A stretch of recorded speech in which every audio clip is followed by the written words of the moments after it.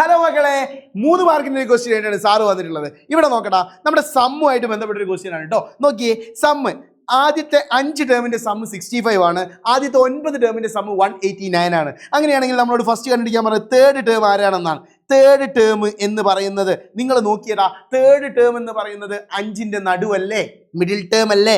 Middle term എങ്ങനെയാ കണ്ടുപിടിക്കുക? Middle term കണ്ടുപിടിക്കാൻ വേണ്ടി നമ്മൾ പഠിച്ച ഇക്വേഷൻ ആണ് sum by number of terms. അങ്ങനെയാണെങ്കിൽ പറയടാ, ഇവിടെ സം ആരാണ്? 65 ആണ്. Divided by number of terms 5 ആണ്. 65ൽ എത്ര 5 ഉണ്ടടാ? 65ൽ എത്ര 5 ഉണ്ട്? 13 5s ആണുള്ളത്. സോ നമുക്ക് എന്ത് കിട്ടി? തേർഡ് ടേം കിട്ടി. എ ആൻസർ കിട്ടി. ഇനി ബി ക്വസ്റ്റ്യനിലേക്ക് നോക്കുമ്പോൾ നമ്മളോട് പറഞ്ഞിരിക്കുന്നത് ഫിഫ്ത്ത് ടേം എങ്ങനെയാടാ കണ്ടുപിടിക്കുക? ഫിഫ്ത്ത് ടേം കണ്ടുപിടിക്കാൻ വേണ്ടിയിട്ട് ഫിഫ്ത്ത് ടേം നടുവിലെ ടേം ആണോ മിഡിൽ ടേം ആണോ? ആണ്, മിഡിൽ ടേം ആണ്. മിഡിൽ ടേം കണ്ടുപിടിക്കാനുള്ള ഇക്വേഷൻ എന്താണ്? Sum by number of terms ആണ്. ആരുടെ മിഡിൽ ടേം ആണ്? 9 എണ്ണത്തിന്റെ മിഡിൽ ടേം ആണ് ആര് എന്ന് പറയുന്നത്?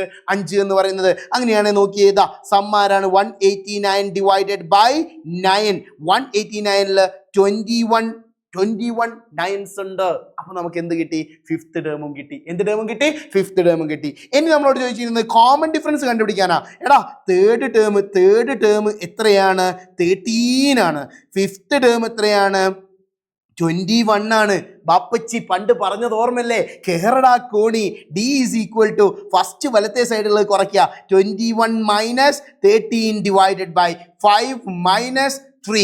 21ൽ നിന്നും ഞാൻ 13 കുറച്ചാൽ എനിക്ക് എത്ര കിട്ടടാ? 8 എന്ന് കിട്ടും. Divided by 5 minus 3 എത്രയാടാ? 2 ആണ്. എനിക്ക് ആൻസർ എത്ര കിട്ടി? 4 കിട്ടി. എന്ത് കിട്ടി? 4 കിട്ടി. സെറ്റ് അല്ലടാ?